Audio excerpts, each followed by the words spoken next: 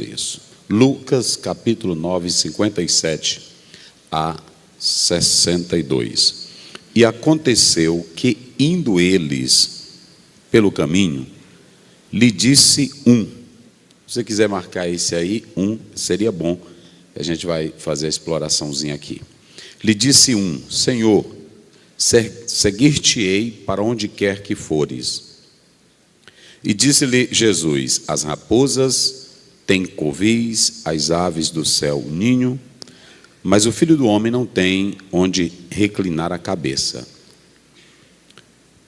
E disse a outro, aí você pode marcar também essa expressão, a outro: segue-me. Mas ele respondeu: Senhor, deixe que primeiro eu vá enterrar meu pai. Mas Jesus lhe observou: deixa aos mortos o enterrar os seus mortos, porém tu vai e anuncia o reino de Deus. 61. Disse também outro: Senhor, eu te seguirei, mas deixa-me despedir primeiro dos que estão em minha casa. E Jesus lhe disse: ninguém que lança a mão do arado e olha para trás é apto para o reino de Deus. Muito bem. Queridos pastores, nós iremos falar sobre aqui a linha é reta. Digam comigo: aqui a linha é reta. Mais uma vez. Só para despertar o sono, porque na hora dessa dá um sono na gente. Até eu também estou, porque a gente é ser humano, né? Mas vamos lá. Aqui a linha é reta. Muito bem. Nós vamos falar sobre esse texto. E eu quero dizer aos pastores, aos obreiros, que a perseverança, propósito, compromisso, vocação são os passos fundamentais para o pastor seguir em linha reta. Ouçam bem isso: perseverança, propósito, vocação, compromisso. Eu não estou falando de dinheiro, eu não estou falando de fama, eu não estou falando de poder, eu não estou falando de igreja pequena, não estou falando de igreja grande, eu não estou falando de ser convidado para pregar, eu estou falando de seguir uma linha. No ministério pastoral você não monta linha. No ministério pastoral você não monta esquema. No ministério pastoral, quando você entra, já tem uma linha. A linha quem traça é Ele. A linha quem faz é Ele. Aqui, quando o pastor entra, ele não vai fazer mensagem, a mensagem é a dele. Aqui, quando o pastor entra, não tem que pegar poder, o poder é dele. Aqui, quando o pastor entra, não tem que fantasiar nada, quem fantasia é ele. Aqui a linha é reta. Quem entra no projeto, até a morte tua, quem diz é ele como tu vai morrer. Ele disse para Pedro: quando tu era mais novo, os outros, falando da morte dele.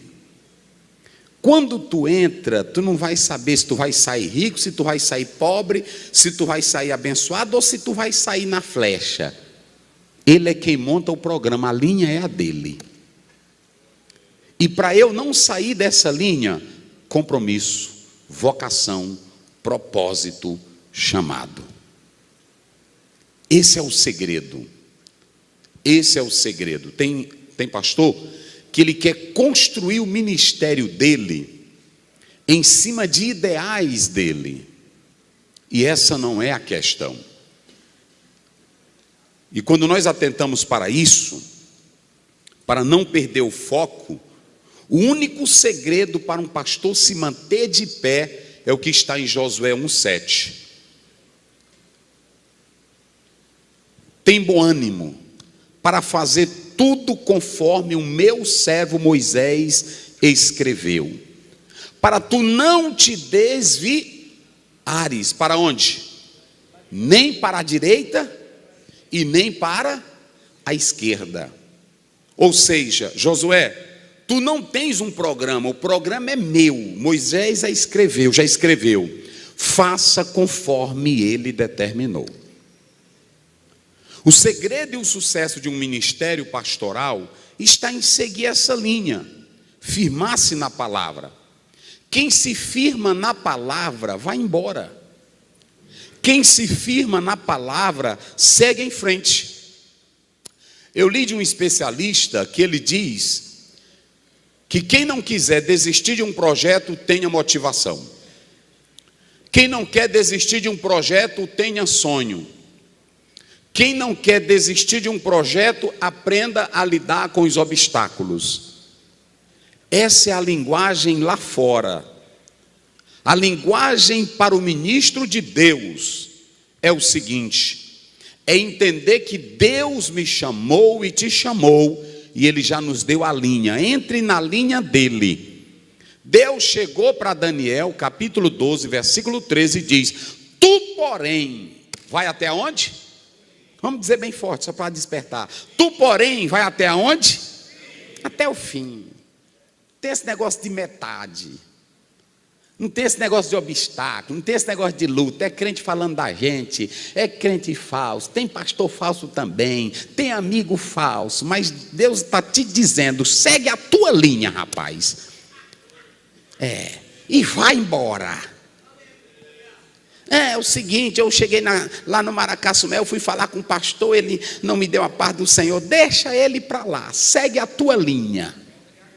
Cheguei na igreja, eu fui para a reunião e os irmãos estavam com a cara ruim, o dirigente: segue a linha, tu, porém, vai até o fim. Esse é o segredo. E qual é a motivação? Lá fora é prêmio, lá fora é promoção. Se for numa mega empresa multinacional, fulano conquistou o maior pódio porque ele é um bom vendedor, articulador, sabe negociar. Aqui não tem prêmio humano. Nós só vamos saber quando chegar na glória. Tanto faz ser de igreja grande como de pequena, mas Deus te diz de madrugada, de dia, de noite, de tarde, de manhã: tu, porém, é indicativo, tu, porém, vai até o fim. Eita, glória a Deus. Quem quer chegar até do outro lado, irmão? Quantos não estavam aqui conosco, cantando, pregando, mas não foram até o fim? E se vocês analisarem Mateus, quando você vai para 24, verso 13, a Bíblia diz: aquele que perseverar até onde? Até o fim. Será o quê? Será salvo. Então segue a tua viagem. Teve dois grandes estudiosos da Bíblia do Novo Testamento, dois, e um foi o criador da teologia liberal, Friedrich Schleiermacher. Ele escreveu muito sobre a teologia. Mas quando no meio da teologia dele, ele começou a questionar as crenças, os credos, ele começou a entrar num choque, dizer que a crença estava abalada, não era bem como ele pensava. Ele contribuiu para a teologia dos protestantes, contribuiu para a teologia acadêmica, mas no meio da viagem, ele começou a dizer que entrou numa crise, que a crise chocava, a Bíblia chocava com a ideia dele. E começou a questionar. Deixa eu te dizer, quando tu lê a Bíblia, Deus não está te pedindo para tu botar nada nela, nem tirar nada nela, nem achar nada dela. É só para obedecer ela. Esse é o segredo. Agora, se tu for estudar a Bíblia, aí começar: eu acho que isso aqui é o seguinte, isso aqui não está certo, essa colocação aqui. Aí o outro foi Bart Ehrman, estudou com Bruce Metzger, uma das maiores autoridades do Novo Testamento. Resultado: esse também começou a estudar a Bíblia e começou a dizer que ela não tinha autoridade, que não era formada, o cânon era uma montagem. Ele se tornou agnóstico, estudou para ser pastor, largou essa ideia e hoje anda no Brasil e no mundo desfazendo da Bíblia. o Jesus que nunca existiu, o que a Bíblia não diz e os pregadores dizem. Tem confiança, a Bíblia está sendo o instrumento do maligno para desfazer a palavra do Senhor. E tem muitos que quando entram em seminário, começam a estudar livro, aí começa a mudar a ideia. Deixa eu te dizer o seguinte, a palavra é dele, se renda a ela. E ele diz, vai até o fim, segue a tua viagem. Quem quiser ser bonito, meus irmãos, deixa para lá. Quem quiser inventar coisa, inventa. Eu vejo o pregador inventando coisa, eu vejo o teólogo inventando coisa. Eu sou o seguinte, eu só prego o que está aqui. Quando você nunca me vir aqui, eu conjecturo, eu imagino, eu deduzo. Não, eu não deduzo nada, eu não conjecturo nada. Eu digo, diz a Bíblia, diz a Bíblia, diz a Bíblia. John Bevere diz que quem quer ouvir profecia, ouça se o pregador começa dizendo, assim diz a palavra do Senhor. Quem crê nessa palavra, levante a mão e diga glória a Deus. Vá até o fim.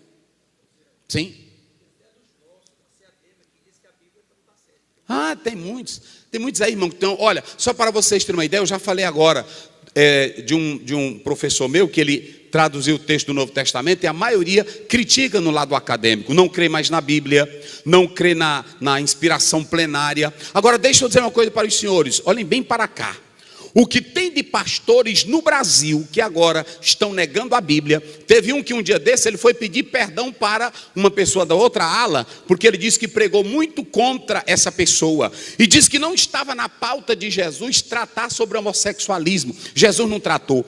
Tem tanta gente, irmão, despregando o que pregou, mas eu quero dizer uma coisa aqui para os líderes e pastores de Deus. A palavra de Deus está dizendo, vai até o fim. Vai até o fim. Siga teu ministério. Irmãos, eu quero dizer uma coisa para os senhores. Todo o tempo eu vivi meu ministério. Quando eu vi o Bernardo Jones, a primeira vez que eu vi numa capa de um disco, eu achei ele bonito, com o cabelo bem aqui. Ele não tinha um cabelão. Eu nunca inventei botar cabelo grande para pregar evangelho. Eu ouvi, a primeira vez que eu vi o Gilmar pregando, ele não tinha aquele vozeirão, e aí pronto, eu nunca me encabulei com aquilo ali. Eu admiro, mas não invejo. Eu olho e acho bonito, mas eu não quero para mim, porque o que Deus tem para ti é diferente. Eu vi um pregador que ele começou a usar suspensol e todos os jovens começaram a usar suspensol. Eu continuei usando a minha calça e a minha cueca do mesmo jeitinho que eu usava. Entenderam? Deixa eu te dizer uma coisa, a ordem de Deus é vai até o fim. Vai até o fim. Vai até o fim. Vai até o fim. Vai até o fim. A coisa mais triste é quando eu leio 2 Timóteo 4,10. Paulo diz assim, venham, porque Demas me abandonou, amando o presente século. Atos 13:13. Partindo de Pafos, chegando a Perge na Panfilha, Marcos voltou. Sim. Isso. À vontade. O Paulo diz assim, ao meu estimado Lucas, doutor Lucas e Demas. Entendeu? Entendi. Era estimado. Não. Verdade. Às vezes tem pessoas que pensam assim, pastor Zé prega assim, não, irmão, é só Bíblia. Vocês sabiam que quando a briga, porque tem teólogo que diz assim, que a Bíblia não diz, é por isso que eu estou dizendo. Tem teólogo que diz, a briga entre Paulo e Marcos vai deixar Paulo, porque o Paulo estava tomando a boia do Barnabé, porque o Barnabé era mais fraco e o Paulo era disparado e era pesado. Aí o Marcos ficou com inveja, disse assim, o meu tio aí não bota quente, o Paulo está tomando, eu vou deixar ele de mão. Outros dizem que ele viu os problemas no caminho, voltou. Outros dizem que ele adoeceram. Seja lá como for, ou com doença ou com inveja, ele voltou. E deixa eu dizer uma coisa para os senhores. Edson Queiroz, em uma obra que ele escreveu, ele diz assim, a Assembleia de Deus e outras igrejas tem um discurso do soldado ferido. Qual é o discurso do soldado ferido? Ele diz que nós ficamos lastimando a queda de alguém, enquanto o inimigo está usando isso como um recurso para nós perdermos tempo com quem não valoriza o que tem e não ir buscar quem está precisando de Deus.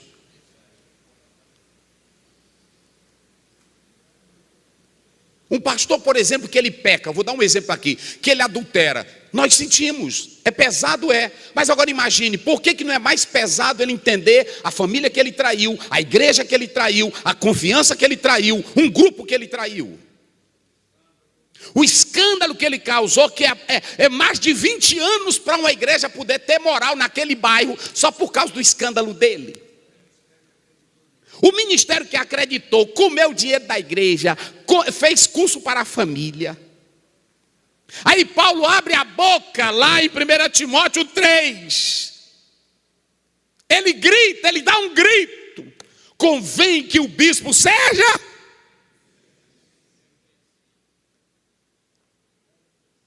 Até o fim, diga comigo, vamos até o fim, diga. Diga assim, vamos até o fim.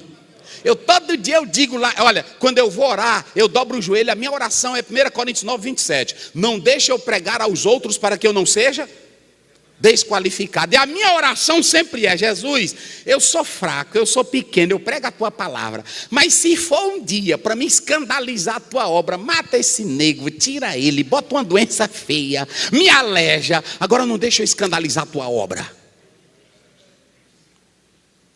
Pastor Zéu, sim, o senhor fez eu ter um entendimento que eu não tinha tido ainda. O soldado ferido lá na guerra, ele foi ferido mesmo. Porque ele está lutando e a bala chegou lá e pegou ele e tal. Nesse caso aqui, o obreiro se deixou ferir. Ah, pastor. Mordeu a isca. Mordeu a isca. Pastor Raposo. Não é um soldado ferido para a gente assim ter aquela compaixão do soldado lá que foi buscar o amigo, né? Tem aquele, parece que é um filme, que ele vai buscar o amigo que... Quando ele chegou lá, ele estava ferido e disse assim: eu sabia que você vinha. É diferente, porque lá ele foi ferido, ele não se expôs. Lá ele caiu combatendo. Aqui a pessoa cai pelos prazeres da vida. Meus irmãos, tem coisa, irmão, tu quer ir até o fim? Aí deixa eu dizer uma coisa. O senhor vai dizer que ainda estou aqui na introdução. Deixa eu dizer uma coisa para vocês. Olha o que Paulo diz em 1 Coríntios 4, 2. Convém que o bispo, que o dispenseiro se ache o quê?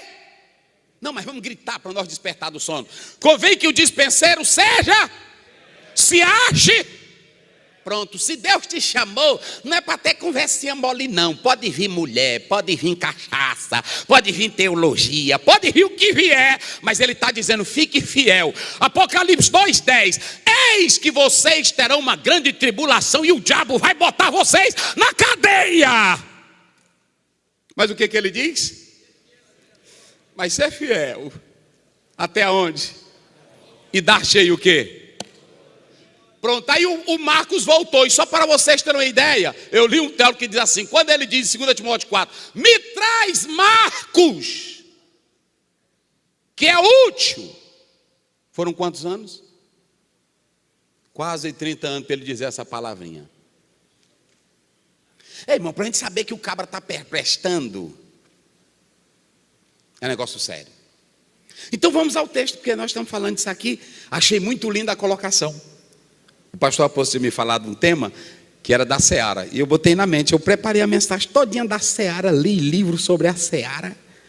Aí quando eu cheguei no hotel, que eu peguei aqui o coisa, aí o irmão tinha botado lá no grupo da Seadema, quem lança a mão no arado. E aí eu disse, vixe, é um tema, mas aqui é outro. Aí aí o Espírito Santo me incomodou. Aí eu sentei ontem à noite mesmo, meditando nisso aqui. Observe bem, Jesus, vamos lá, agora vamos para cá. Jesus, ele está no último ano do ministério dele. Lucas está narrando isso na região da Galileia. O último ano do ministério de Jesus está aqui. Dentro desse último ano, ouçam bem, dentro desse último ano, nós temos a narrativa de Lucas. Essa narrativa de Lucas, capítulo 10, de capítulo 9, ela é muito pesada porque parece que não dá para conectar as coisas, porque ele aborda um monte de assuntos ao mesmo tempo. Inclusive tem dados nesse capítulo que só tem aqui no Evangelho de Lucas, não tem em outro evangelho, só tem aqui. Mas aí ele começa narrando a história e de repente ele passa de narrativa para fatos históricos. Ele pega, a gente não sabe entender muito bem a proposta de Lucas aqui. Mas quando ele chega, aí vem o mais interessante. Quando ele chega aqui nessa parte, deixa eu só colocar aqui.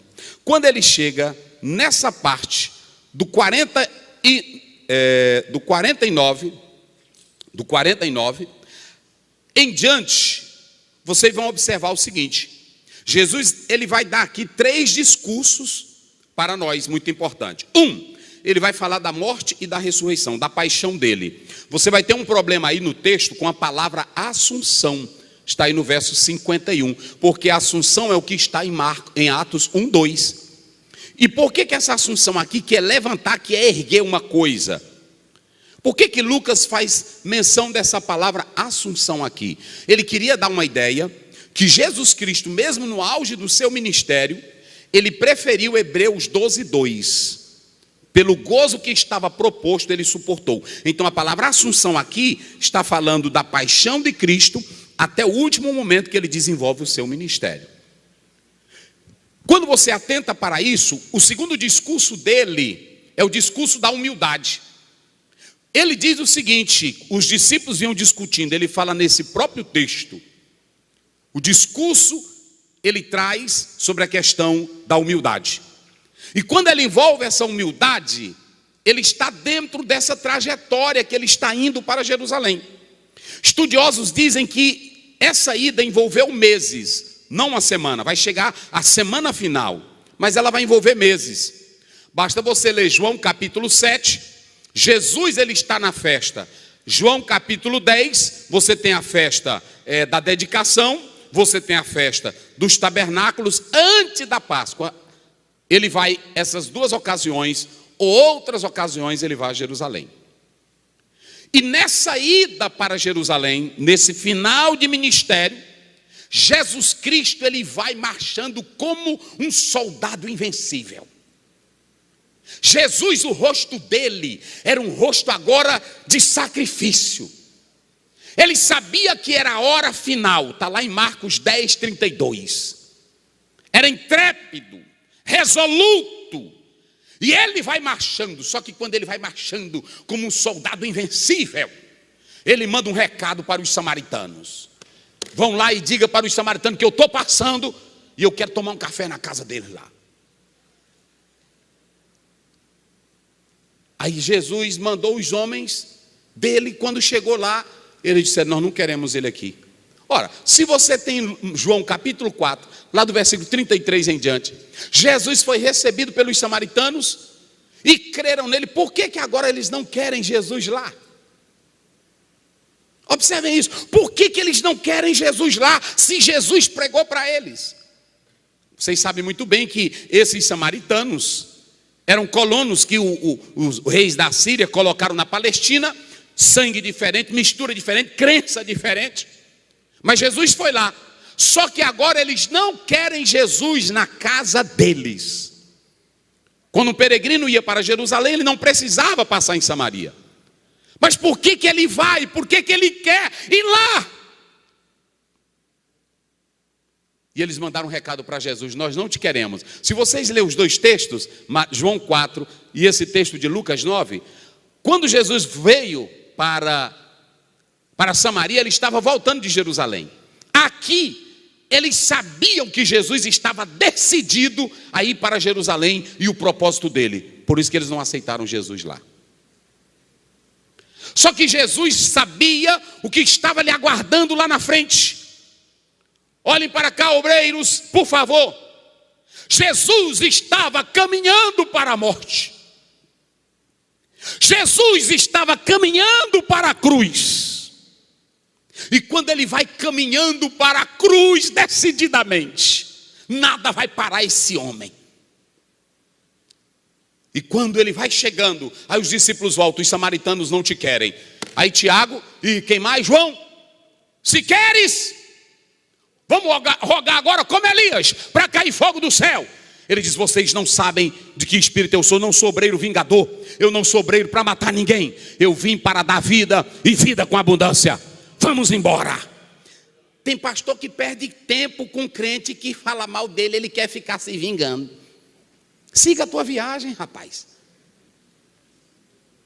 Se tem 10 falando de ti, 3 falando de ti, entra de cabeça erguida, porque tu tens uma linha a seguir em frente.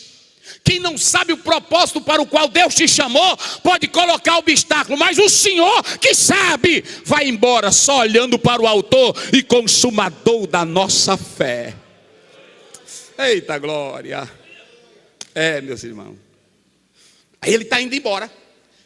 Quando de repente no meio da viagem, um chegaram, irmão, só para atrapalhar. Jesus tem um bem ali, porque um queria que vingasse, o outro chegou, tem um expulsando ali demônio no teu nome, nós acabamos com o culto dele agora.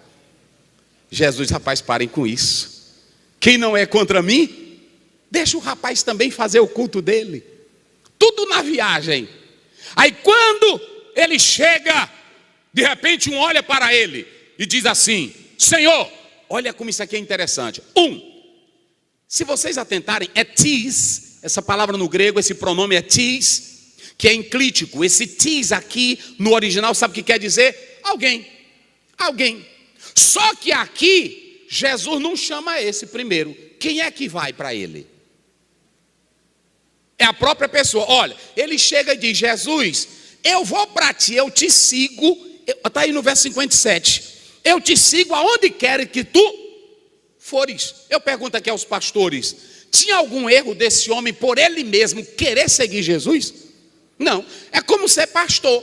Cada um tem uma chamada diferente. Tem um que diz assim, tem uns que acham até vantagem. Eu não queria, Jesus me forçou. Irmão, eu era doido para ser pastor. E até hoje eu ainda sou louco para ser pastor. Eu era doido para ser pastor. Lá em Teresina, quando eu morava lá, aí ninguém me dava oportunidade. Eu via pastor fazer ceia. Eu botava uma mesa lá no fundinho de casa que eu morava. Se deriam, bota aqui o suco de uva e me dá o pão aqui. E eu fazia minha santa ceia. Eu estou dirigindo a ceia. Eu disse: para que tu faz isso, Oziel? Só para me ter a ideia que eu estou dirigindo o culto da ceia. Eu fazia culto fúnebre sozinho. Deixa eu te dizer, quem tem o chamado não importa. O importante é que se você disser que quer ele, Jesus não quer saber quem é. Mas se você quer seguir, ele abraça a tua palavra. Eu quero te seguir. Jesus olhou para esse. Olha para cá o que é ministério. Muito bem, meu filho, parabéns. Olha para cá. Mas agora, quando eu vinha de viagem, é linda a Bíblia. Eu fui pedir uma hospedagem e não me deram. Quem não deu hospedagem? Vamos lá, participe. Quem não deu hospedagem? Aí Jesus ficou zangado?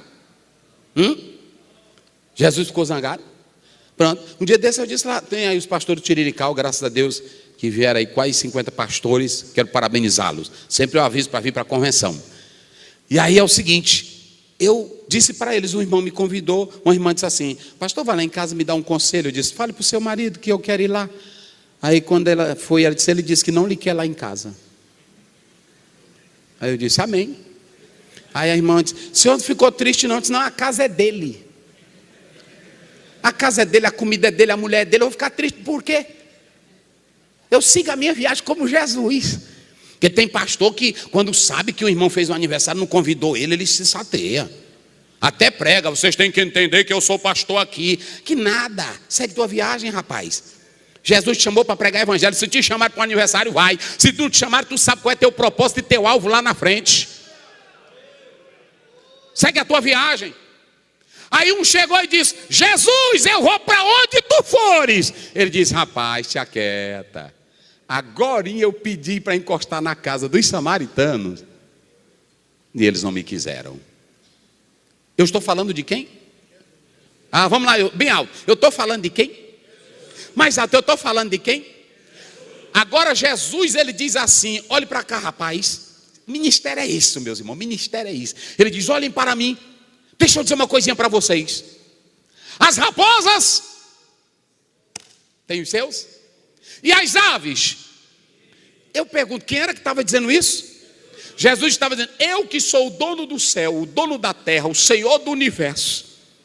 Nesse momento eu não tenho nenhuma casinha como a da raposa. E eu não tenho nem um ninho aonde uma ave fica. Tu quer isso? Tem dia que vai ter casa boa para nós, tem dia que não vai ter nada. Tem dia que vai ter dinheiro bom, tem dia que vai ser só taca. Mas a linha não sou eu quem estou traçando, é Ele quem traça. E quando Ele te bota dentro dela, ou tendo casa, ou não tendo casa, ou tendo ninho, ou não tendo, vai embora, porque o teu chamado é para cumprir o que Ele quer. Mas ele vai, aí o outro chega e diz: Senhor, agora aqui é diferente. E disse ao, aqui já é ele que diz, no outro é que ele vai. Esse outro aí é heteros, não é alos. Outro é um diferente. Esses dois outros aqui eram dois homens diferentes. Um chegou e disse: Senhor. Ele disse: segue-me. Aqui é o Senhor que já fala: vem. Ele disse: eu até estou com vontade, mas papai está lá em casa. Deixa eu esperar. Eu quero só esperar ele, meu amado Jesus. Eu quero esperar ele morrer. E quando ele morrer, eu vou embora contigo. Prestem bem atenção. Se você quer seguir na linha, a primeira coisa aqui é que você tem que ir embora, nem que seja rejeitado. Digam comigo: eu tenho que ir embora. Eu tenho que seguir de cabeça erguida, nem que eu seja rejeitado. Quem é chamado para a obra, senhores pastores, ainda que seja rejeitado. Jesus disse: os samaritanos não me quiseram lá. Mas o meu chamado não é o samaritano. O meu chamado não é o conforto. Se você abrir a sua Bíblia, Mateus 10, lá pelo verso 13, ele diz: se a casa for digna. Quem é que é digno? É um homem de Deus. E se a casa não quer receber um homem de Deus, ela é indigna. Se o irmão diz assim: eu não quero você lá em casa, mas depois, no mesmo tempo, Deus criou uma situação tadinha que ele foi no meu gabinete chorar. Eu disse: agora tu veio. Porque quem segue a linha, deixa eu dizer uma coisa, pastores, quem segue a linha, ainda que seja rejeitado, pastor pode chorar, pastor pode sofrer, pastor pode ter na igreja crente que se levante contra você, mas quando você sabe que é chamado, ainda que tu sejas rejeitado pelos homens, o Senhor Deus, Ele vai te exaltar e vai te dar vitória. Vocês estão vendo aqui, irmão? Além, ó, pequeno, preto. Vocês souberam o tanto de coisa que eu passo. Passo no avião, passo em igreja. Um dia desse eu cheguei para pregar no local, e aí tinha um pastor amigo meu, disse: pastor Zé, faz favor. Eu encostei: esse aqui é o pastor fulano. Ele fez assim para mim, só fez assim. De uma grande igreja em São Paulo. Aí o pastor amigo meu disse: ô pastor Zé, me perdoe. Eu disse: que nada, senhor. Meu ministério não é ele não. Eu sei qual é a linha que eu estou. Porque tem outros que vão chorar. Vão chorar, vão lamentar. Ou a igreja, um fulano de tal disse que eu sou preto. Meu Deus do céu, cala a tua boca, vai tua viagem. Eu vou já atacar um processo, vai tua viagem. Deixa eu te dizer uma coisa. Olha bem aí, pastor Josafá. Eu quero que ele leia. Vamos lá, 1 Coríntios, capítulo 4, verso 11. Só para vocês, eu sei de cor. Mas eu quero que ele leia para que os senhores vejam o que é um obreiro. Vem aqui rapidinho, por favor. O que é um obreiro? Que Deus chama. Coloque aí, como é que diz? Pode ler aqui mesmo. 4:11. Até que a presente hora, sofrendo fome. Peraí. Nesse momento, na presente hora, eu estou passando o quê? Vamos, diga bem forte, pastor. Eu estou passando o quê? Eu estou passando o quê? Sede. Até a presente hora eu estou passando o quê? Vai. Estamos nu. Estava o quê? Vai. E recebendo bofetadas. E não temos pousada certa.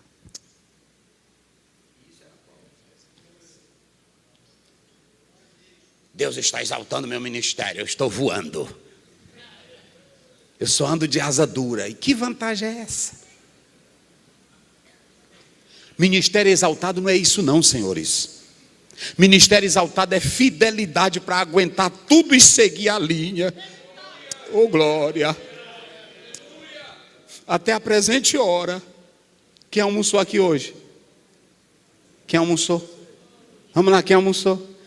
Quem veio de lama para cá? De lama, quem Quem está entrando aqui com a camisa rasgada, nem desodorante tu tem para botar debaixo do sovaco. Quem tem aí? Quem é isso?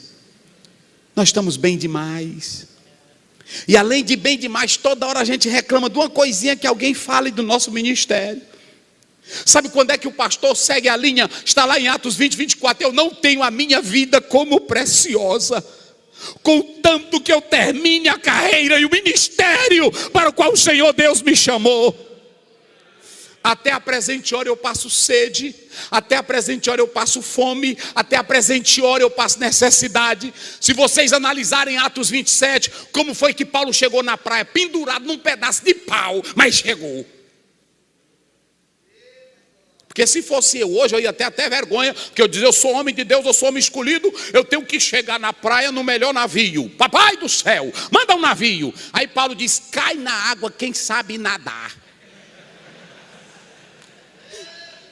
Foi assim ou não foi? Hein?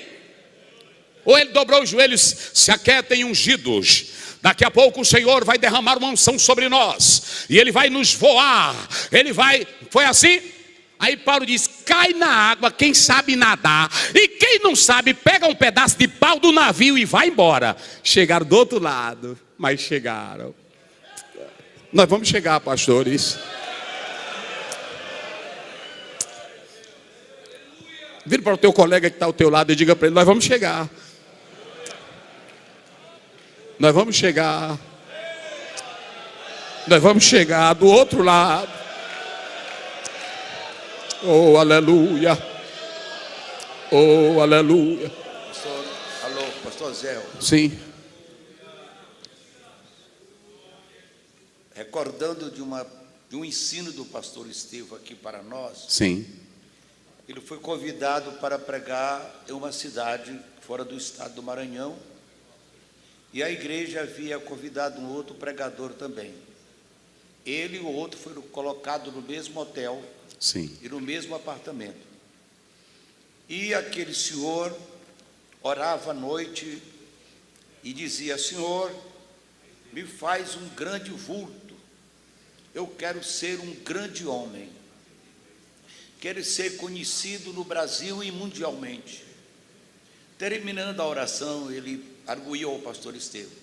Pastor Estevão, eu estou orando para ser um grande vulto neste país. E o senhor disse, eu estou orando para Jesus me esconder atrás dele.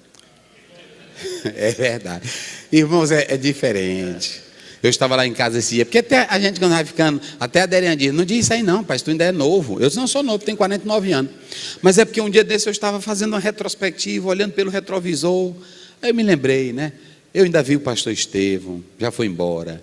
Eu vi meu pai, já foi embora. Eu vi o pastor Bem-TV, já foi embora. Ontem eu estava lá na casa do pastor João Damasceno, estava aqui entre nós, já foi embora. Mas todos esses que eu estou citando foram embora bem. Foram embora bem. Foram embora bem. Não é, pastor? Foram embora bem. Eu estava observando o pastor Jairo, botou a foto do pastor Silvestre. Aí eu vendo a perna dele amputada. Aí eu vi ele tanto tempo gritando. Parece que eu estou vendo ele em cima de um caminhão fazendo assim. Está lá. E as multidões. Aí eu fico pensando, meu Deus, e como é que eu quero chegar? Quando o pastor Manel falou aqui no Eurico Bergstein, e eu observando tanto de homens que já foram embora. Homens que já foram embora, mas foram embora bem. O que eu quero dizer é que tem um autor de Leonardo Schalke, que ele diz que Deus nunca nos prometeu uma viagem confortável. Ele só disse que nós vamos chegar. Se tu chegar de Fusca, glória a Deus. Se tu chegar de BMW, glória a Deus. Mas se tu chegar pendurado num pedaço de pau, glória a Deus. O importante é que nós vamos cantar aquele hino. Tantos como areia da praia, tantos como areia do mar, que gozo sentirá todo salvo, pois verá, sintando. Eita! Quando o Jordão passar, e entrarmos no céu, olha aí, como areia da praia, os remidos, ó que gloriosa. Então olhe para cá, deixa eu dizer uma coisa. John Bunyan no Peregrino fala das coisas que tem que tirar. Agora eu vou dizer uma coisa. Aqui nesta tarde, vire para o pastor que está ao teu lado e pegue na mão dele em nome de Jesus. Olhe no rosto dele e diz: meu filho, vá até o fim. Aguente.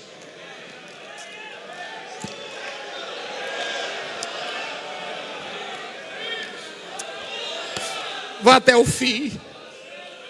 Vá até o fim. Vai até o... Olha o que Paulo diz: até a hora que eu estou aqui falando, eu estou com fome, sede, já recebi bofetadas.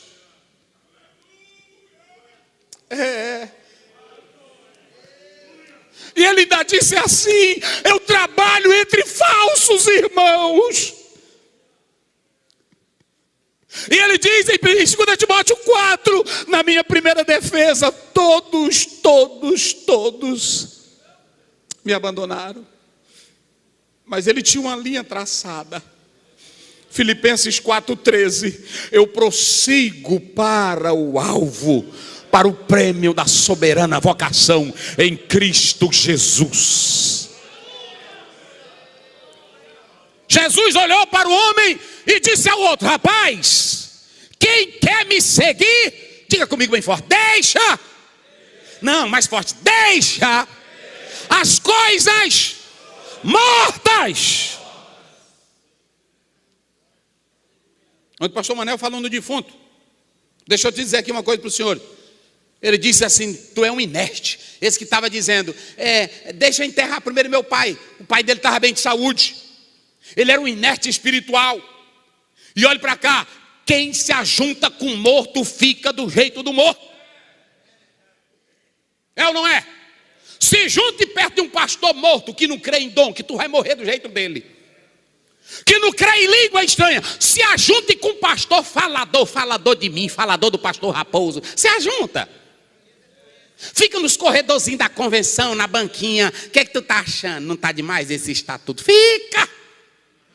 Dor doente, morto.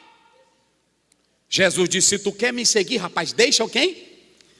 Vai, diga, deixa o quem? Deixa os mortos. Pronto, eita, esse aqui morreu. Pronto, deixa ele lá.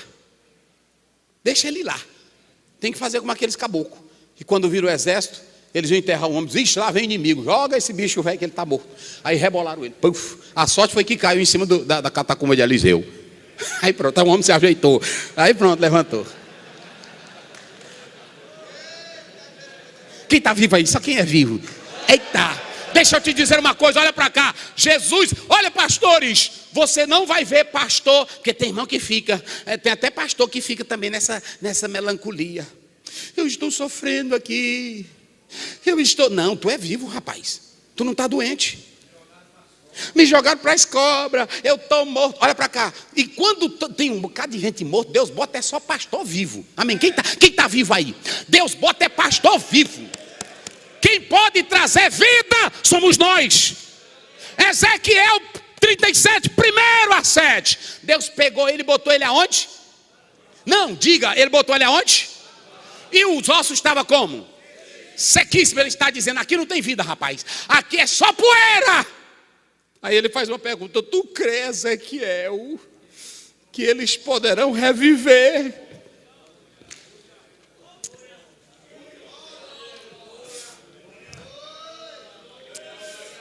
O que ele diz? O que ele diz?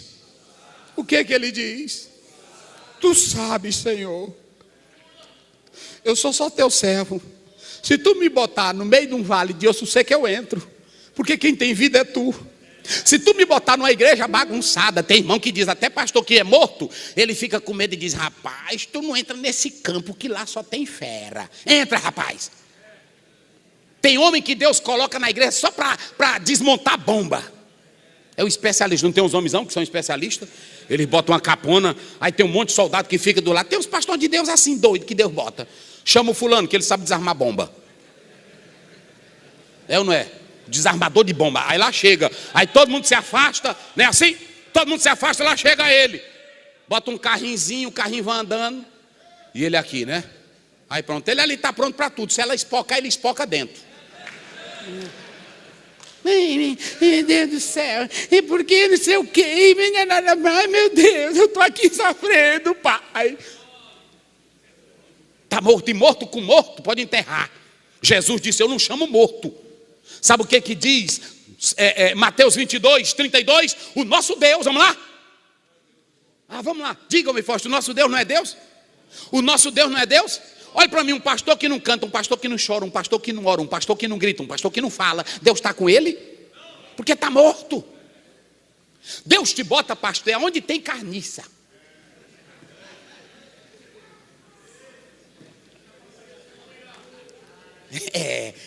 Tem esse negócio não, e tu pode entrar, porque tem irmão que eu estou com medo. Uma irmã, a minha esposa, assim, às vezes tu fala com coragem, né? E tem hora que eu acho assim que tu pode. Eu disse, não, senhora. Eu falo com a coragem, mas eu sou como Gideão. Porque se tu tiver o medo, mas tu tiver Deus, eu vou porque tu entra. Porque Gideão foi mais fraco do que qualquer nós aqui. Porque diz, vai nessa tua. Aí que força que ele tinha?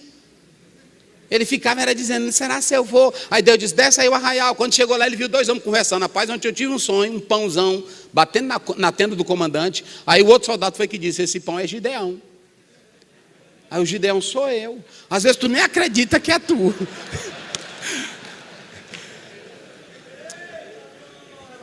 E mulher, não fique dizendo, eu sou pastor pesado, eu rasgo com tudo. Nunca diga isso. Diga assim, Senhor, eu estou contando com a tua graça. Porque tem hora que a gente está forte, tem hora que a gente está, não é assim? Não também mentir aqui não, que tem hora que a gente diz, tem hora que a gente diz tanta coisa para uma pessoa que é ruim, aí quando tu volta em si, parece que ele está numa unção tremenda. Aí quando volta, diz, meu Deus. Às vezes tu topa com o irmão na rua, diz, meu Deus, não deixa ele me ver não, que ele quer me matar. Não é assim? Mas é porque quando Deus te usa, Ele te usa do jeito que Ele quer. Agora deixa eu te dizer uma coisa, Deus não bota pastor morto em igreja morta. E se a igreja não está bem, Ele coloca pastor que tem vida. Olha o que Ele diz, eu sou o Deus de Abraão, eu sou o Deus de Isaac, eu sou o Deus de Jacó. O nosso Deus não é Deus? É Deus de quem? Ele chegou 3:6 para Moisés de Êxodo. Moisés, eu sou o Deus de teus pais. Deus é teu Deus. Sabe o que ele diz? Deixa os mortos enterrarem o quê? E siga em frente, pastor. Não se apegue com um pastorzinho que anda com teologiazinha neutra, que é uma desgraça que está acontecendo no Brasil. Não se ajunte com um pastor que gosta de fuxico. Na hora que você vai passando, eu conheço todinho quando está falando da gente. Muda o semblante, o sorriso é assim nos dentes, né? É falso. Não, mesmo hora você vê. Não é assim? Aí pastor. Aí pronto, agora tu está na linha. Vou dizer uma coisa, quem está na legalidade de Deus, olha para mim aqui o que eu vou dizer de Deus. Obreiro que está na legalidade, veja a lista de Paulo. Ele vai dizendo, fulano me abandonou, fulano me abandonou, fulano me abandonou. Mas ele diz no final, ele diz, mas eu combati o bom, acabei a carreira. Eu quero ver o seguinte, todos que andam nessa vidinha, no fuxico, na contenda, ele vai ficar na lama. E o Senhor vai seguir em frente. Eita, vai seguir em frente de cabeça erguida. Quando até ficar velhinho naquela cidade, vão dizer assim, rapaz, esse pastor passou tanta prova. Esse pastor passou tanta prova. Um dia eu me lembro que quando meu pai, aconteceu uma coisa em Coroatá, e aí uma pessoa, irmão, essa cena nunca sai da minha mente. Quando amanheceu o dia, pastor Mateus, que às vezes tu tem lutazinha, mas lá tu nunca passou uma luta que nem nós. Eu vou te dizer essa. Mateus, de manhãzinha, eu fui andar nas ruas e eu olhava para cada comerciante, cada menino, cada rapaz, cada um com um jornal na mão. Um jornal na mão. 5 minutos, pastorzinho. Vou encerrar mesmo. Olha, cada um com um jornal na mão. Sabe como era o jornal? Pastor da Assembleia de Deus, PPC da Assembleia de Deus. Raimundo Bené da Silva.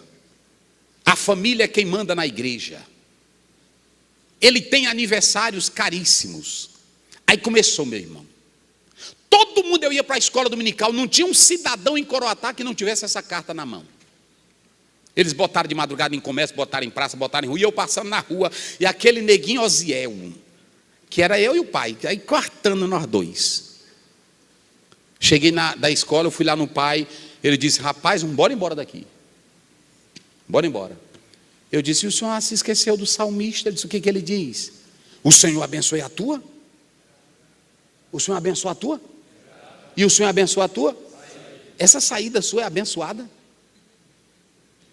Rapaz, é abençoada, pai, essa sua saída. Nós vamos ver se Deus está conosco e agora, Senhor. Vamos cuidar na nossa vida, pai. E aí não foi só uma carta não, eu acho que foi umas 3 cartas. Pancada doida. E um cidadão chegou no pai e disse assim: pastor Bené, eu vi essa molecagem, eu não leio, que eu não leio molecagem. Pegou a carta e rasgou. Eu disse: aí, pai, pronto. Pastor Bené está sepultado aonde? É assim que Deus faz. Quem é chamado, meu irmão, entra na linha e quem cuida é o Senhor Deus. Agora eu finalizo. Coloca bem na tela o arado para me encerrar aqui, que o pastor já chegou. Está aí. Está aí a peça. Ela tinha um jugo, lá embaixo ali tinha uma chapazinha de metal, lá no finalzinho, e aí você vê que ela era feita em um suporte de uma vara, com 2 ganchos, desse jeito. Jesus está dizendo, quem bota o quê? Não, vamos encerrar com essa. Quem põe a mão? Pronto, agora tem uma coisa, quem está aradando a terra, olha para trás? Olha para trás. Às vezes tu quer olhar para saber se o serviço está o quê? Só que no texto original está no particípio presente. É tipo no português, cantando, orando. Ele está dizendo, é durante a ação do verbo principal. Esse olhar aí para trás, não era olhar para trás no sentido de querer voltar. Era um olhar para olhar o trabalho bem feito. Todo mundo que está fazendo o trabalho olha para trás. Só que o olhar aí do texto era um olhar permanente. Aquele negócio, eita rapaz, era melhor eu ter na empresa. Esse aí é o olhar que Jesus está condenando. Hein? Isso, esse é o olhar que Jesus está condenando. Olha o que Jesus diz: quem põe a mão no arado não olha para...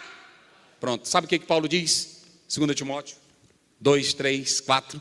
Ele diz assim, ele diz, sofre as aflições. Diga isso aí, quem sabe de qual? Sofre as aflições como bom. Fique de pé. Aí ele diz no outro, olha para cá, ele diz assim: o bom soldado que milita, ele não se embaraça com negócios desta vida. Eu quero encerrar, mas eu quero que cada pastor pegue na mão do outro. Vamos fazer uma corrente de fé aqui, de união, de comunhão. Eita glória. A tua mão está no arado. Eita. Fecha os corredores também aqui, fecha os corredores. Mas antes de orar, só uma coisa, para aí o teclado. Antes de orar, você vai olhar de novo para ele, para o teu irmão, para o teu pastor. E olhe para ele aí e diga: rapaz, vamos até o fim. Vamos até o fim. Diga para ele: eu quero te ver lá.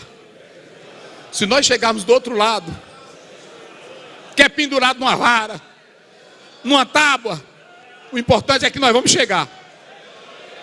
Se o teu ministério é mais expressivo do que o meu, mas Deus também me usa como te usa, e nós vamos chegar. Nós vamos chegar.